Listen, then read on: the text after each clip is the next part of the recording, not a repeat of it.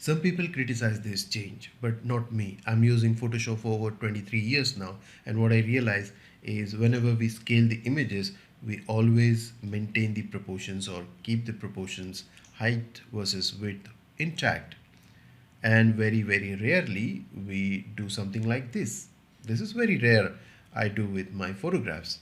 So therefore, engaging a shift key for something which we regularly or very often do doesn't make sense, but engaging shift key for something we rarely do does make sense.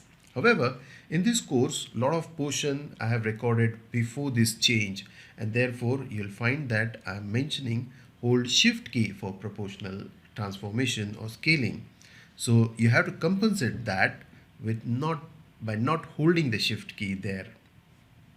So this is simple scaling. Just drag these handles even from the middle or any of the handles to proportionate scaling. And to accept these changes or accept this transformation, you have two buttons on the top. One is for accept and one is for cancel. So I'll say cancel this, and the image is back to its normal size. Again, the new addition to Photoshop CC is to click anywhere else to accept the changes here. Now earlier it was double click on the image or hit enter or click on this button. But now you just click somewhere else and the changes are accepted. Again, I say Control and T to transform. Now if you drag your mouse or just take your mouse away from the image, a little bit away from the image, it will change its shape. This indicates that the image can now be rotated, and you can rotate the image like this.